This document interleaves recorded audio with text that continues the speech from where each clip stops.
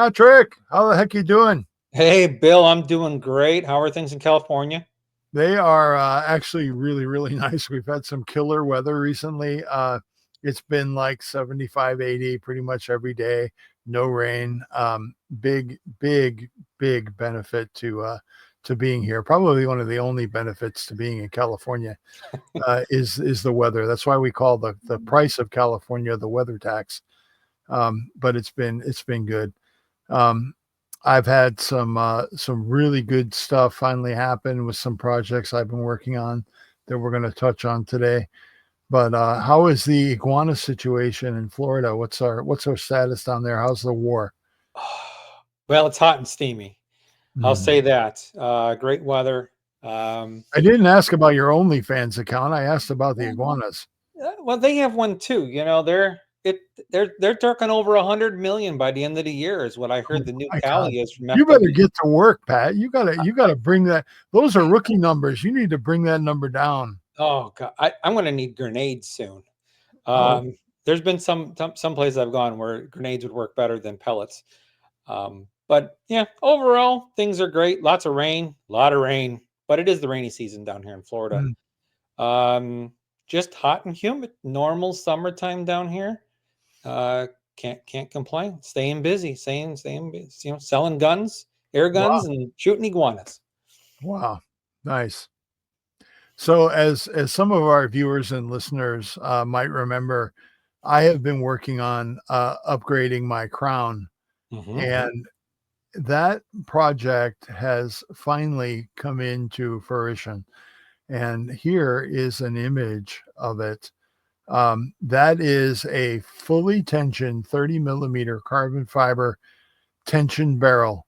So the story behind this is it's an FX barrel assembly. So it's an STX barrel inside of this.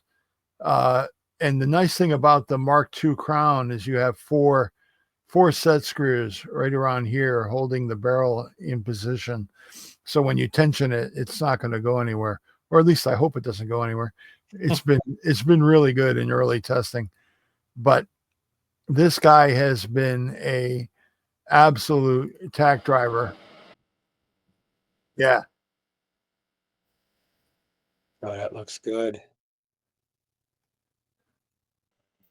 Here it is with the moderator installed. But man, this thing has been absolutely insane. And it when I finally tensioned it, it got so rigid that I was like, that's what I was looking for. Because with the old trombone barrel on there, it was terrible. I Mhm. would take it out of the case when I got to an event, and I would have a 2 or 3 inch POI shift. And this, I think, is going to end that once and for all.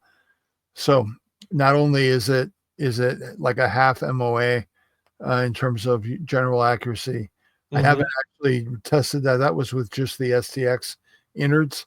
It was really good. So I'm hoping that this tensioning either kept that the same or made it slightly better. I'd be happy if it was the same but more stable because it's more rigid. But very, very happy with how that turned out, and really looking forward to unleashing that at the PA Cup in Ohio later this fall. And I'm hoping that our guest doesn't show up and enter into the field target fray, because I might be in some serious trouble if he shows up and brings his A game, because from what I'm hearing, it was a pretty big story this year at one of the biggest events in our airgun world. Yeah. Oh, I agree. And I mean, I'm excited from the come on. It's his first time ever. We've trying to get him on, but he's been a fast pellet, as I would say. Yep. I And we've actually got a lot of fun. I ran into him a few years ago at SHOT Show, and I said, "Dude, we've got to get you on the Mhm. podcast." Because I'm here. Just call me, pick me, coach, pick me. And Yep. and we just haven't been able to pull that together. But now that he's a champion Mhm. and has that going for him, we're very happy to have him. We're honored to have him on the podcast. And I got to say, Pat, I did a deep dive into this guy's background this morning, and I found out two very interesting things. that he's going to have to explain to me because I'm dying to hear his take on this. But this guy he's a no joke professional engineer. And if you're in engineering, you understand that getting the PE certification is no joke. The testing involved to get that is pretty insane. And this guy has done it. He's paid the price. But what's really interesting is the little twist that this takes. He's deeply steeped in the solar field. That's where most of his work is. And his name can translate to radiant light or enlightened light, or any of those translations can fit this, or divine light or spiritual light. They all work. And that is the first question I have for this guy. So let's bring him into the show, Pat, and find out from the man himself, Noor Sabbah, the Dollar Sportsman, what's going on. Are you ready? I'm ready. Here we go. There he is. There he is. Heidi ho, good neighbor. How you doing? Very good. Very good, sir. We're gonna get you some banners going here, because we want people to know that they can follow you on YouTube and on Facebook as the Dollar Sportsman. I appreciate that. So first, give us a little background. How did a guy like you end up with the name Noor Sabbah? What's the story there? So my dad's from Lebanon. Okay. He immigrated here in the 80s, I think. Okay. Came here, met the whitest Irish and Dutch girl, apparently, and married her. Mm-hmm. So I am a product of that. So yeah, my name means light, as you mentioned. And my mom actually gave me that name to live by, as an example. And I've always remembered that and always appreciated it. So, well, I can say that it matches the experience. Anybody who's run into Noor anywhere, whether it's Armac or the SHOT Show or anywhere, you really are a light. And when on my Target Forge channel, I typically end my episodes with "Be a light in the darkness." And I really believe that's more important today than it ever has been. There's so many people out there trying to cast shade at every opportunity, and being able to bring some light to the party is definitely a positive thing. And I appreciate everything you do. I appreciate that, man. I mean, I try. Fake it till I make it, right? Some days, but yeah. So have you ever thought that it's kind of interesting that a guy whose name literally means light ended up in the solar world? Or yeah, that did occur to me. I thought that was ironic. So yeah, I had started my career and I worked in the utility world for many years. Mm-hmm. And I wanted to get into the resiliency world, right? And inverter-based power was something that really worked for people when the utility went down.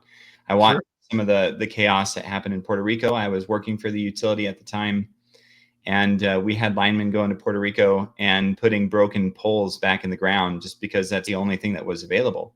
Mm-hmm. And same thing when ice apocalypse happened in Texas. The only people that had any sort of power were people with battery systems. And I wanted to be a part of that so that people could have a resilient, independent power source. And that's really how I got into solar. So I worked in the battery world. I worked in residential solar. Now I work in the commercial and industrial solar, batteries, microgrids, that sort of bit, and still support the residential world with some additional consulting just because I've got the background. So I'm trying to help as many people as I can have a resilient power when it's not otherwise available. Excellent. So the guy named after light is bringing light to the rest of the world. It doesn't get any better than that, man. I mean, I try. Now you've got this channel, which is just shy of 25,000 subs. Yep. At last check, at least my last check. And tell us a little bit about the Dollar Sportsman. So I got into YouTube almost 9 years ago. And it was a way for me to just have an outlet to teach, right? Speaking of bringing light, I love teaching. It's my absolute favorite thing, right? I would observe how other instructors taught various things, and I would find where people weren't understanding, and I would figure out how to make it so that they could. And I wanted an outlet for that. And it was also a way to stay sane when my job at the time was sitting behind a desk and not getting out in the field like what I had done in the past. And so I started YouTube. And at first it was just outdoorsy stuff in general. Mm-hmm. And the shooting aspects of that always had the most views. And then a friend of mine actually asked me if I would help him because he had rabbits that were messing with his ranch. Mm-hmm. He said, "Noor, you like hunting, right?" And I said, "Yeah." And he goes, "Well, I've got these rabbits and they're burrowing into my hay. They're making holes. This is a danger to my cattle. It's a danger to my horses. Will you come do something about it?" And I said, "Yeah, of course." So I went to his ranch, and I didn't realize that his ranch was really 1.5 acres in a residential zone. So I could do 44 Magnum was out. That wasn't. no, yeah, definitely couldn't do anything, right? So I had asked my dad because I knew he had this break barrel air gun that he had gotten from Bass Pro. I didn't even know what brand it was. And I said, "Hey, can I borrow this? Because a buddy of mine needs some help." And he said, "Yeah, of course." So I took it out and started hunting these rabbits with it, with a break barrel. It turned out to be a Gammo break barrel. Mm-hmm. And it was fun. And I thought, this is actually awesome. I'm able to shoot here safely, not causing problems. It's not a firearm. I'm not breaking any laws, and I'm helping this dude. And I started to watch YouTube videos of air guns, and I saw Steve Kreiner, I believe it was. He had this bolt action air gun, which I had never heard of before. And it was the Umarex Gauntlet. I ordered one up. Mm-hmm. It came to me. Something was wrong with that one. So I contacted Umarex, sent it back. They sent out a brand new one, like lickety split. Had no idea who I was. It was just good customer service at the time, right? And I got it out, and I started using it on this guy's ranch. Mm-hmm. And then I put a video out about it. And I kept using it because it was crazy fun. I was able to shoot more than I ever could before with firearms because I was in a residential area, and pellets are obviously crazy cheap. Mm-hmm. And the more videos I made, I eventually ended up getting a call from Mark at Umarex, the Sasquatch, right? And which, by the way, Bill, your beard there looks really good, by the way. But yeah, Mark had this massive beard. He shaved it all off for Armac this year. Here's a story there. But anyway, he said, we no like. Way. What's that? He shaved it off? Yeah. Yeah, because it was 80s theme. And so he showed up looking like Magnum PI. And Magnum doesn't have a beard. So he shaved it all off, and he dyed his mustache so it looked like Magnum's mustache. And he had the Hawaiian shirt and everything. It was awesome. So anyway, it's like you two traded. Looks good. All right, back to the story. So Mark says, "Hey, there's another YouTuber nearby you who also shoots our stuff. Do you want to collaborate?" I said, "Yeah, absolutely." So I went and met Ben, Shooting Gear Reviews, and he and I became instant friends. We had a blast hunting rabbits up in the hill country. And I took this shot at a jackrabbit at 88 yards, and I thought that was so far, right, with an air gun. Wobbling around like crazy because I wasn't perfectly stable on my tripod at the time, and I nailed that thing in the chest, and it just dropped, right? And it was a blast. We had such a fun time out there that day. And then I decided, you know what? I've been doing this YouTube thing for 2.5 years now, 3-ish. I'm going to go because there's this local air gun competition that I never heard anything about, but I just figured, you know what? I'll go and cover it for media. I found out about it 2 days before, and that was EBR. Mm-hmm. And I show up all dewy-eyed and, walking up, "Hey, can I cover this for media?" And Lauren Parsons just kind of looks at me like, who on earth is this dude? And she's like, yeah. So she writes with Sharpie on a little card. It says Noor Sabbah Media. That's it. So I go into EBR, taking video, and I look like a total idiot, right? Because I had no idea what I was doing. But I ended up making some contacts because I speak fluent Italian. And I ended up making the contacts with the day state engineer, who is also Italian. I happen to hear him talking in the background, right? And nobody speaks Italian, in Arizona, for that matter. Right. So we ended up chatting. He and I became instant friends. He introduced me to Mauro, who, is one of the owners, and we became friends. And that's when I ended up with my first sponsorship for shooting. And I started working with them and ended up getting into competition. And so now my channel has barely hit 1,000 subscribers. Joe Ray actually helped me get my first 1,000 subs. I had like 50 to go, and he called me out on his channel, and just like that, boom, I had 1,000 subs, which is very cool. Excellent. So 3 years in, I finally hit 1,000 subs, and I'm now starting to get into competition stuff. Yeah. Fast forward 6 years later now, right? Mm-hmm. And it's been 9 years doing YouTube. I've been covering competitions. I live in Utah now, and I've been going to Armac and just had an absolute blast with those guys. They ended up picking me up as a sponsor a few years back, and have been helping me out with all things competition air guns. And I wanted air guns that could shoot slugs consistently, because there was a local NRL 22 match here in Utah, and their air guns could do it without having to think about it. We just tuned it out and went. And I was just stunned. So worked with them, been doing the competition thing, and it's been a blast. So that's so cool. That's so cool. I don't know if you guys have followed the news lately, but there is a U.S. Air Force base that is absolutely under attack right now from a very unlikely issue. They're overrun with ground squirrels. And this is the wisdom of our armed forces, not to knock the guys in the boots, because I don't think it's their fault. But these guys decided to outlaw air guns on the base, and now they're overrun with ground squirrels. and they're struggling with it. And I'm like, well, obviously the really simple solution here is to lift your ban on air guns and let us come in there and get it done.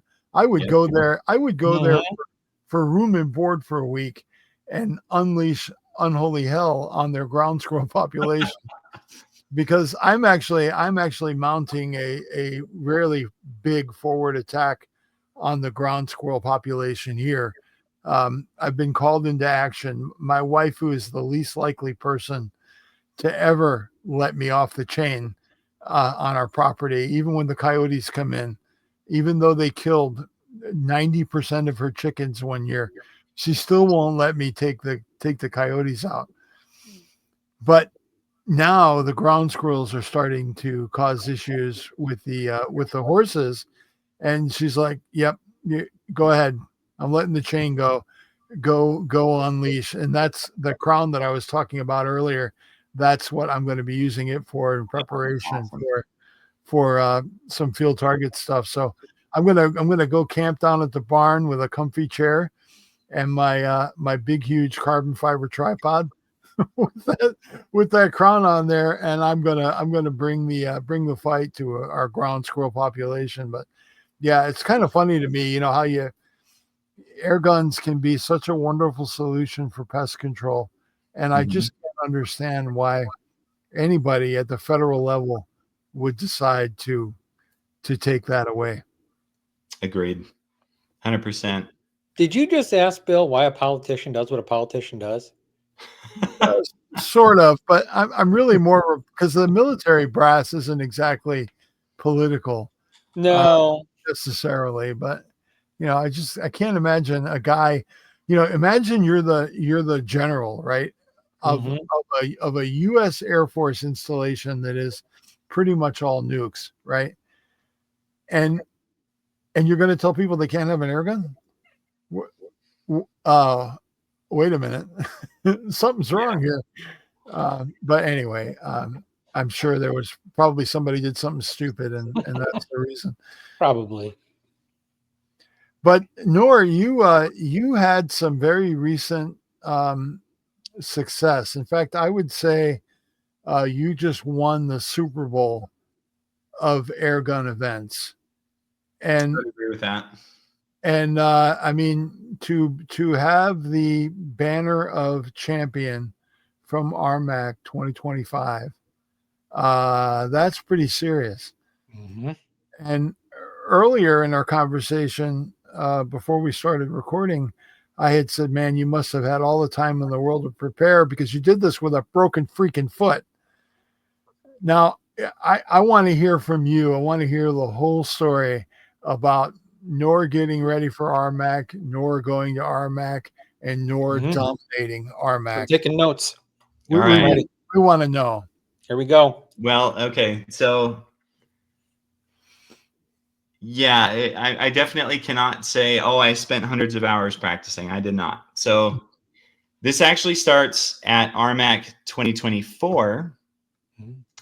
We're shooting a 22 cal. And as you guys are well aware, the winds in those canyons can get really bad. And I was not having a good game. And I finally said, I am never shooting a 22 cal in competition again for Benchrest, specifically for Benchrest, right? Because I had done it for a couple of years and the wind kicked my butt. And I'm just like, all right, enough is enough. The guys that are winning here are shooting 30 cals, and they're shooting this red panda, which looks really cool for Benchrest, and just killing. I got to pump the brakes there for just a second. Okay. You are the Dollar Sportsman. Oh yeah. What are you doing with an over $2,000 gun? So that's actually a good point. When I started competition, I started with the Day State Huntsman Revere. So that was a $1,200 to $1,400 air gun at the time, right? And it was great. It was fast, but again, it was 18 grain pellets trying to do 100-yard Benchrest, and just wasn't working great, right? It could not stand up to the other things. And so what I learned from being the Dollar Sportsman and trying to push the budget-friendly side is that when it comes to sportsman's class competition, it makes a lot of sense, right? Newcomers coming in, they've got the budget options. And when it comes to pro class, because I ended up going almost immediately to pro class because I was sponsored, quote unquote, right? And just sucked it up, right? I could not compete, really. And so I learned the hard way that skill matters and equipment does matter to an extent. You got to have equipment that can track with what you're planning on doing. So there is definitely a space for those high-end air guns where it makes a ton of sense, especially in competition and especially in open or pro class competition, right? Sure.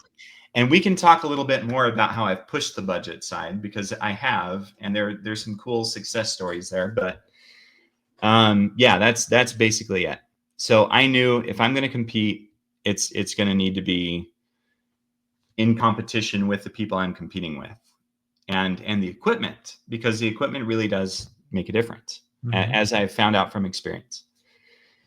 So, in fact, one guy was pestering me about that recently, like, you're not the Dollar Sportsman. You should just let the chips fall where they stand. And I'm like, look, man, in sportsman's class makes a lot of sense, especially if you do some of the like testing and upgrades and whatnot that I've done on my channel recently. Yep. You could take some of those budget builds that I have shown work very, very well for these competitions. And in sportsman's class, you do it and you got a chance, right? Yeah. Unless everybody in sportsman's class is competing with high-end stuff, in which case you will be challenged, right? But you can still make a good standing. And I've shown that. But in pro class, I just realized, you know what? I'm going to compete with these guys, and I'll compete with these guys. I really want to do it. So that's kind of the story of how I went from the Dollar Sportsman level and pushed it right into competition. Now, there are some caveats to that as well. I do try to delineate those budget levels when it comes to what is your use case, right? So if you're in pro class competition going for $20,000, yeah, it makes sense to push the budget. I've still used scopes that aren't necessarily the most expensive scopes, depending on that kind of competition as well. And yeah, a $700 scope can be a high-end scope too, if you're just plinking 25 yards, obviously, right? Sure. But in competition for precision, and you're shooting out to 300 yards with a slug, that's a budget-friendly scope, right? Mm-hmm. So yeah, as I've come to evolve over my time in YouTube, I've realized that there's budget levels depending on the use case. Right. But yeah, well said. Well said. Yeah. So you show up at Armac with your red Panda. Well, okay, so we got to go back to 2024. I finally realized, I'm not going to shoot 22 anymore. And I talked to Donnie, and I'm like, the red Panda is something I'm interested in shooting. He goes, okay. And we don't talk about it for another year. And so then Chris Turek and I are good friends, and we're chatting because he had just recently joined Donnie's organizations to help with marketing. And I'm like, yeah, let's get a red Panda out. I'll do a review of it, and I'll take it to competition. And so I review it, and that thing shoots like a dream, right? PJ Clark tuned it. And he did a phenomenal job because I didn't do a single thing to that. I got it out. I put a bipod on it and a scope, and I started shooting, and I could not believe how good it shot. Just extremely consistent, even in Utah winds, which in our canyons are all constantly shifting, constantly. Sure. So then I completely mess up my foot like a week after I make that review. Right? It's 3 weeks to go until Armac, and I can't walk. I'm in a boot. I'm on crutches. I can't practice whatsoever because I couldn't even lift a gun, right? Or any of my gear that I normally took out, much less drive, right? And so I'm thinking, well, what do? Do I pester my wife that she does all the heavy lifting? And that's kind of what I did for Armac, actually. But I did not practice at all. So literally, I'm sitting here at work because my workstation's right here. And I'm putting a scope on the day of the first stage in Armac, right here on my tripod. Get a scope on. I had ripped scopes off of all my air guns because I was looking for one that had a good enough magnification. And stuck it on, went to Armac. I shot, 12 shots at the sight-in range, and then went and shot my target. And got a 233. Dang. I was ecstatic. As I'm watching this happen through my scope, I'm like, holy cow, this is amazing, right? And I am Christian, and I got to give credit where credit's due. I think God is merciful to a gimp who needs a new roof, because I swear I was getting help with the wind calls. Aim down here. Okay. Holy cow. I got a 10. This is great. And so I just kept doing that, and it turned out really well. So that was day one. Day two, the wind was trickier. It was earlier in the day. Everybody on my relay shot lower scores by like 10 to 15 points from the day prior.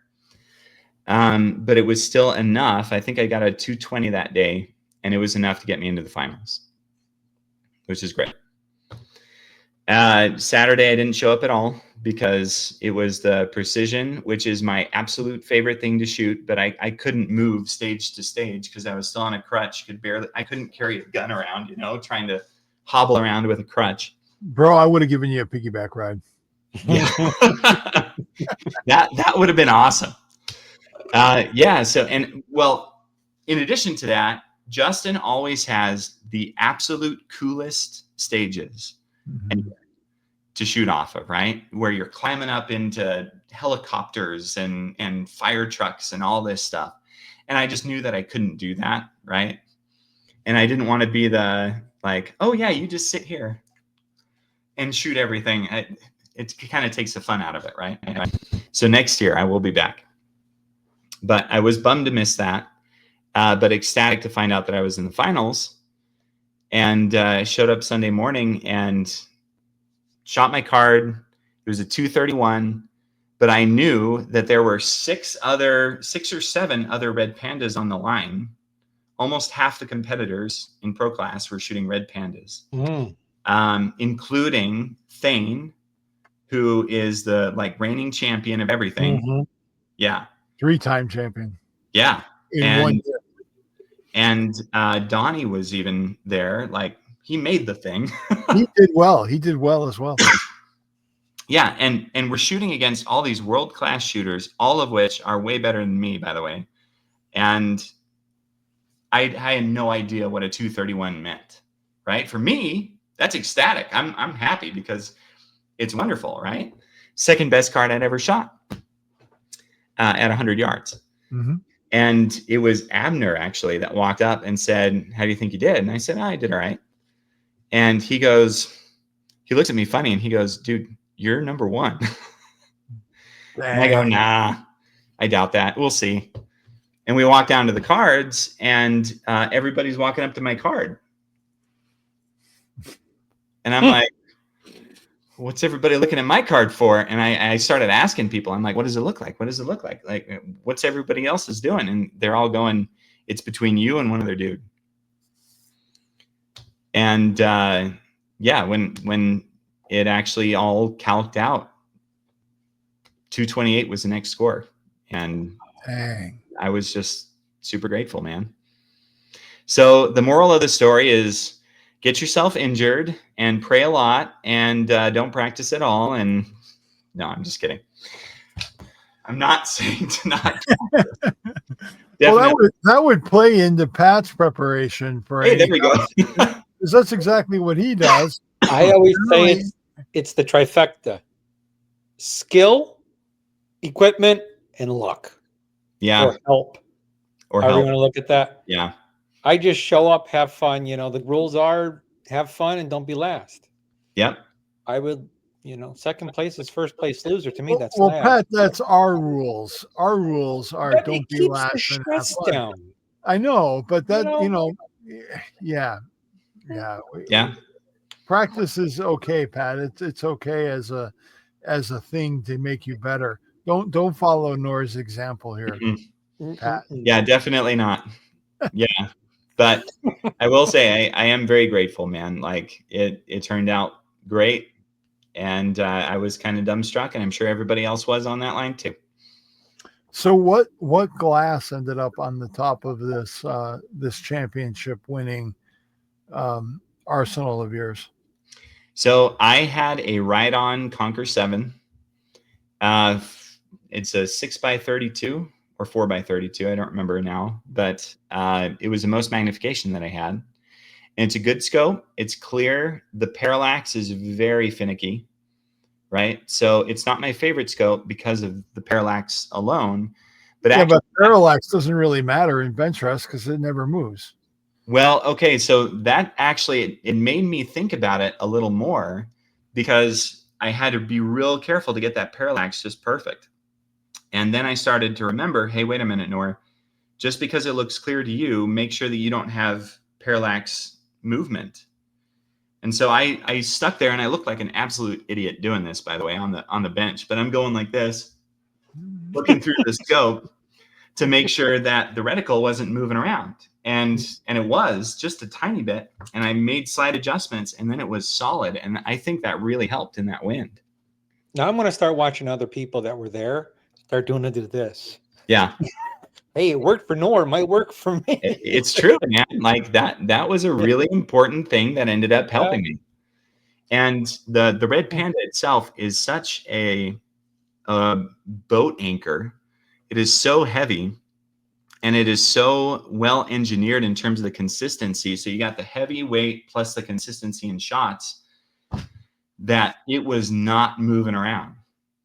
And even when I wasn't perfect into it, I was getting 8s and 9s. And when I realized that I wasn't perfectly into my gun, and I dialed in and made sure that it felt perfect and right in my shoulder, then I was hitting 10s.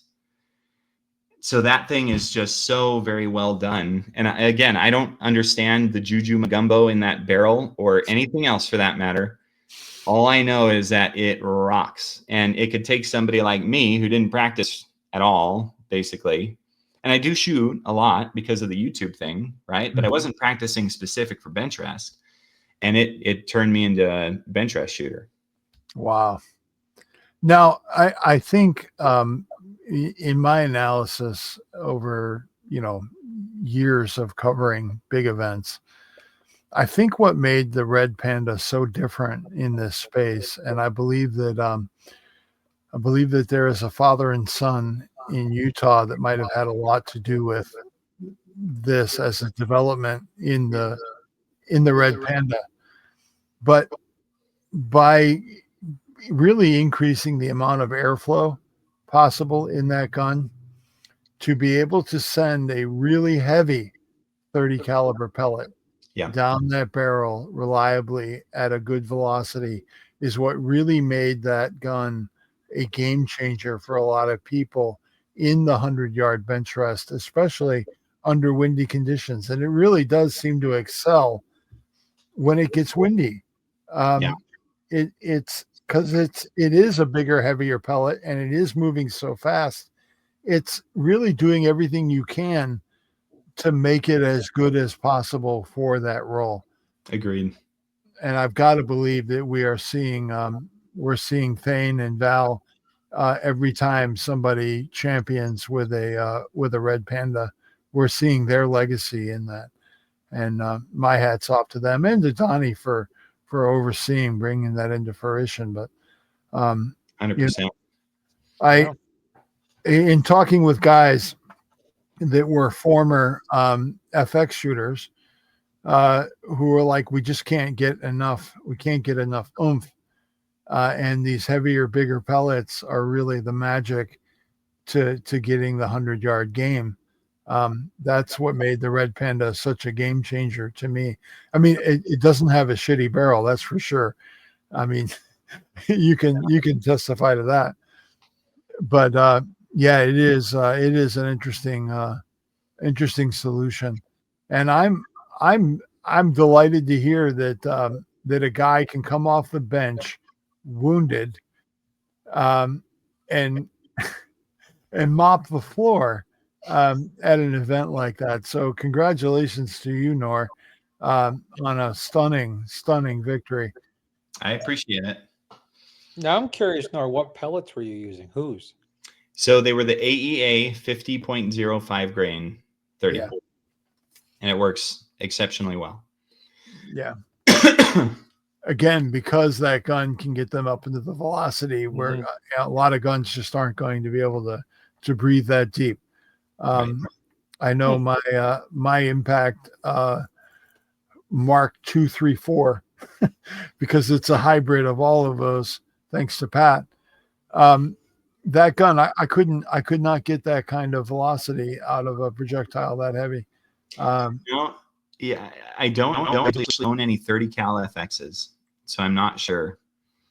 We did, so we kind of hot rodded my impact, my M3. We cranked that thing so far up, man, for the ELR slugs, right? And granted, the slugs have a much worse time getting through the pellet in terms more power is needed to begin with, right? But those are 42 grain pellet or slugs that we got going at like 925 feet per second out of a 22 impact. And I was very impressed that we could do that because, and actually that's what I was going to shoot for the precision because it was so dang accurate and so good. But again, 22, right? I just don't have experience with 30 cal FXs, but I do have now I have a dynamic, right? Different regulator system. Mhm. And that is a 30 that we have tuned for slugs. And I'm using, which I think they're 56 grain slugs, if I remember right. 50 or 56, I don't remember, but something heavy. And we've got that going at 1,000 feet per second. Yeah. The Nice. Dynamics valve is phenomenal. Yeah. It's a So short throw, big valve. It's amazing what it can do. if I had tuned that one, it is stupid heavy as well, because I hot rodded that one as well. I like modding things. It's kind of the theme of the year. I've got a bottle on the back, a bottle on the front, all the different rails and whatnot, and that thing is super fun. So that one can definitely get up there, right? And it's heavy enough. Somebody recently just asked me, and said, what about the dynamic? Do you think that'd be a good bench gun 30 cal? And I said, if you tuned it for that, I think so. I haven't tuned it for that specifically because I like chasing slugs in really far distances, but I think it really could. As long as you've got the right twist rate for pellets, it Right. could be a really good platform. But I know when I switched up my impact and went the slug route, I'm trying to shoot the dead lead air 70 grain slugs in there, and I'm just with everything flat out, and I mean 16 grain weight on a titanium hammer. I'm really slinging a lot of air. My reg is up about as high as it can go to still get balance between the hammer and the reg. I'm about 910, 920 with that, and that's flat out. I cannot get any more out of it. But thankfully, my buddy Pat gave me a really big air reservoir, so I've got a big ass bottle on there, and it really does help make that gun more competitive than it would be otherwise. But I think honestly, the answer from the FX world is definitely the dynamic. I think the dynamic is a closer representation of mass airflow through it than the lineage of the current impact, even the M4. I don't think you can flow as much air through an M4 and a dynamic bike. Yeah, the valve is much bigger. It's a shorter distance. There's a lot of big differences there. Yeah, it's amazing what the dynamic puts out. I'm just like, wow. So yeah, I think it was last year I used my 25 cal dynamic, 42 grain slugs, not super hot rodded, right? That was pretty standard. And we shot a 500-yard milk jug target in 40 plus mile per hour gusts. Dang. And I'm telling you, that was a hard video because I had no idea it was going to be that windy that day. What was your holdover for wind? 8, 9 mils. Oh my God. Something like that. And I chased it for a long time beforehand, right? I took many shots before and trying to find a good place to actually hold because those gusts were just insane that day. And so I finally found a spot where it was staying consistent long enough. And so I film it and end up hitting that target. But it was a challenge. The whole challenge was you got 10 shots, 10 shots to hit the target. And we ended up doing it and actually catching it on film. It was the other challenge that day. But yeah, that was fun. I wholly intend, I want to do that again with 30, the way that I've got it set up. Because I like doing it, man. Slugs and distance are super fun. And I think tomorrow's video, if I can make it out, because we got some other stuff going on, but it's going to be a 300-yard prairie dog size target. Oh, See if I can shoot that. Which Justin at Utah Airguns has done like 500-yard shots on prairie dogs with impacts and stuff. So I'm like, okay, 300, I should be able to do this. So hopefully. Oh.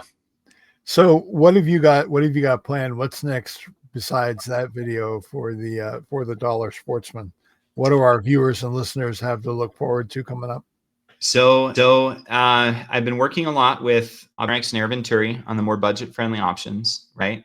And I built this Avenge X, and that's kind of circling back to the budget side of crazy modding and whatnot. Mm-hmm. We built an Avengex 25 cal. We put the Saber Tactical chassis on it. I did this entire series of videos doing fun stuff with that because it is stupid accurate, right? And my next goal with that one is to take it out to one of the NRL 22 competitions local here and see how I do, basically. Mm-hmm. And now the thing that I need the most work on in shooting is positional shooting, because I still find myself all too shaky in the moment, right? So I've been working on it. I've been doing videos, practicing, trying to figure out how to improve my positional shooting. And then I end up not practicing it for a couple of months, and I feel like a total dunce again, right? Well, the desk is our worst enemy in terms of being able to get in and out of positions reliably. Yeah. The desk is the biggest enemy we face. Yeah, agreed. So I want to get that Avengex out to an NRL 22 match local here and see how I could do, basically. I think I still need some more practice before I officially do it. So maybe there'll be a practice video where I set more targets up at further distances, and see how I do on the positional aspect of that. And then I want to get it out to the competition and just put it through its paces, because that is a budget air gun that we have modded, right? The chassis is an inexpensive chassis. As chassis go, normally you're looking at 600 up, right? This one's $300. But it is one of the best modifications. And then a Luthar buttstock is so budget friendly for buttstocks and also adjustable that I just have that thing nailed when it comes to how it feels. And you know what I'm talking about. When a gun really fits you, that thing fits. And I'm really looking forward to taking that out to competition and seeing if I can get above my average, right? So we'll see. Wow. Very nice. So people can find Noor, the Dollar Sportsman, on Facebook and on YouTube, and the banners have been up here. So do check him out. Are you going to be at the PA Cup this year? I'm afraid not. Not in the cards. I wish that I could. Good. I don't. No offense. No, I'm taking it. There'll be an You're extra good. $10 in your cash box for that. Thank you, Noor.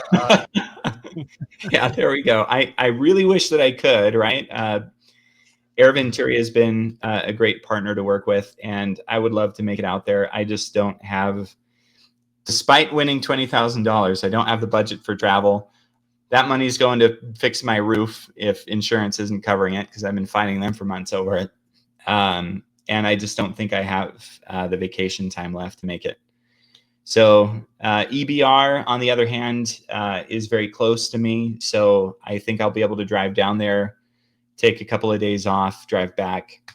And I do hope to make it down there.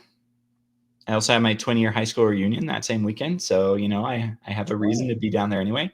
Nice. But yeah, and hopefully next year or sometime soon, I would love to get out to the PA Cup and do more of the field target aspect. Have you ever been to the PA Cup?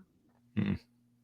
It's a lot of fun. It really is a beautiful facility out there.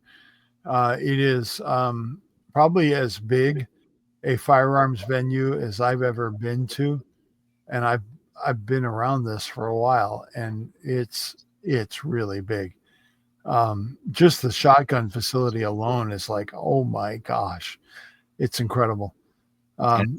if you ever get a chance, I recommend that.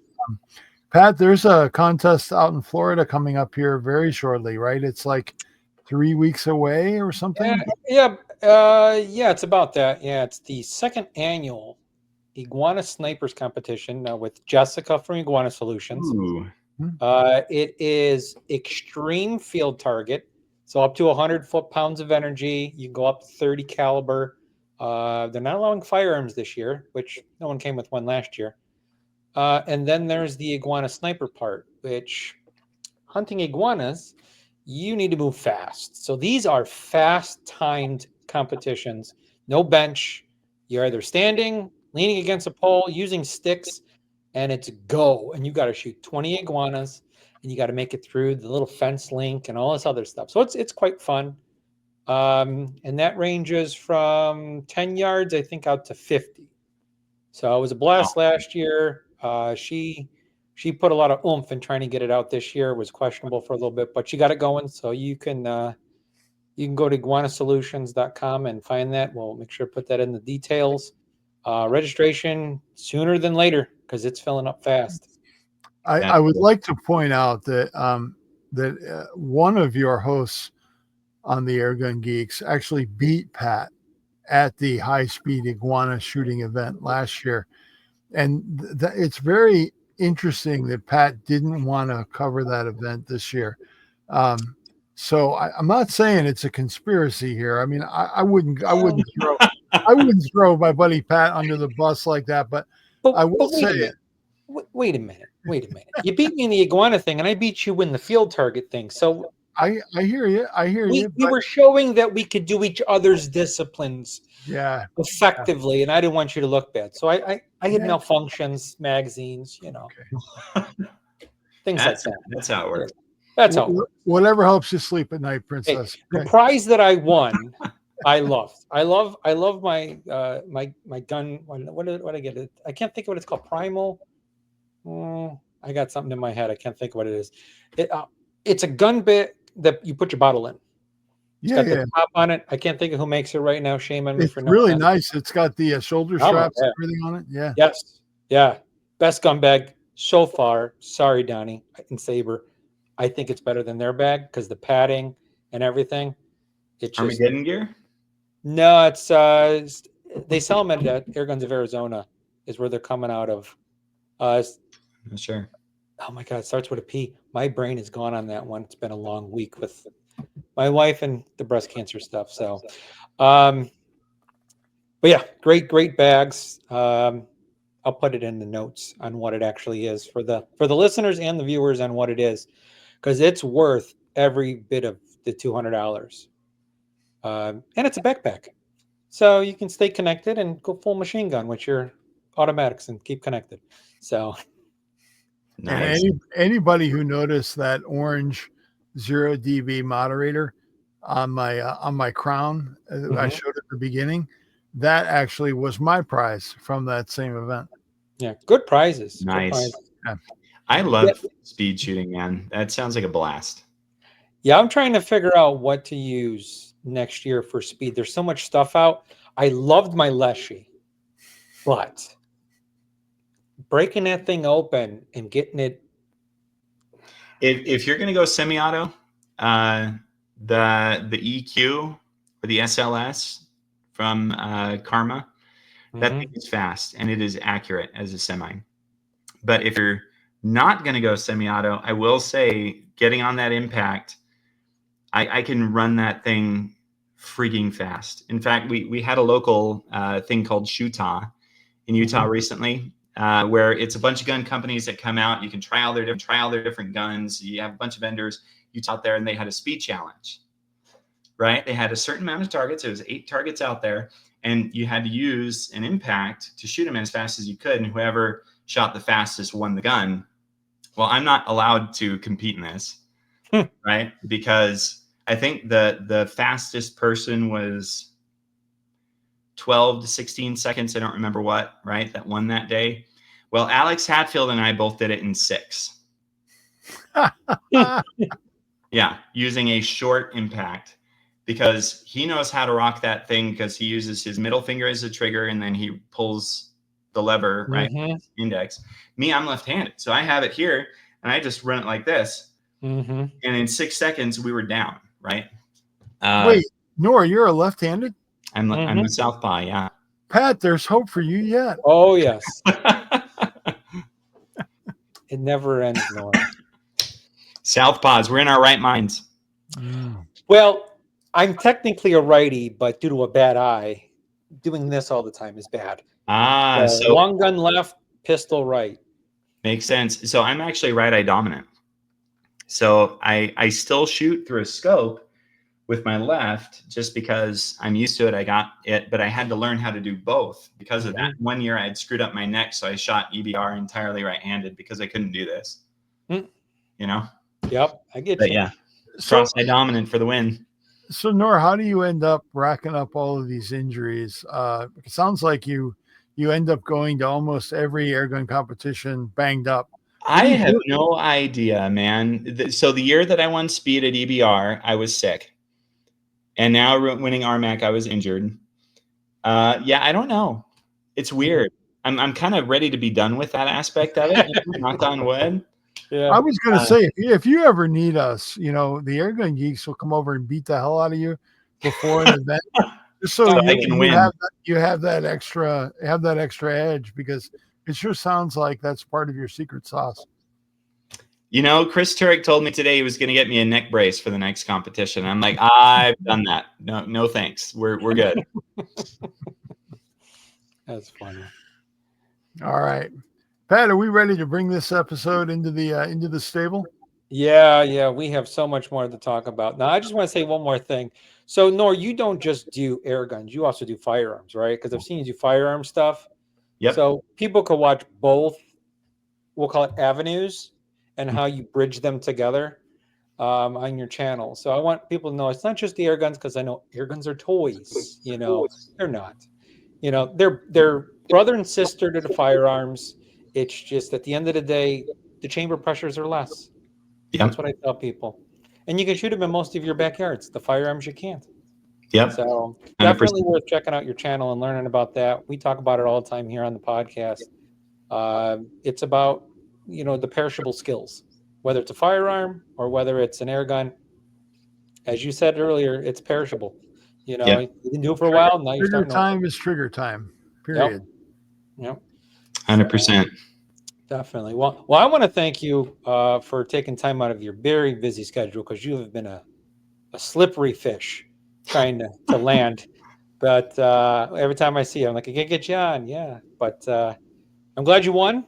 Thank you very much. And I'm glad that the money came in time to do what you needed to get taken care of for your family. I always say, he provides when you need it and you least expect it. Agreed. Agreed. I'm glad that happened. Sorry, I'm not going to see you at Pyramid Air Cup. But next year, you may or may not know, there is a new competition that is on the East Coast. And this is the first annual. And it's the Berkshire Shoot in Massachusetts, of all states. So we did a podcast on that. So everyone check that out. Registration is open and filling up fast. So hopefully Bill and I will definitely be there. We'll have a lot of coverage on that. So we'll see. It's exciting. I don't have to travel all the way across the country coming from Florida to go to Utah. Not that I don't mind, but it'd be nice to just go north a little bit. It'd be a different environment. So yeah, it'll be me returning to my roots, getting back in the Northeast again. Been a while. It's beautiful out there, man. It is pretty. Definitely going to pick up some lobster rolls. Oh yeah, 100%, man. Dinner time. What are you doing to me? I know, right? It's hungry now. I hear you. Mine's still in the kitchen waiting for me. So, all right. Well, again, thank you for your time and all that. And Bill, any final words for this one? Just do take some time. Check out Noor's channel, the Dollar Outdoorsman, and also his Facebook page. Do give him a subscription. Do give him some views and show this man some love. He's earned it. I appreciate it. The Dollar Sportsman. Yes. Thank you, guys. And like always, stay geeky.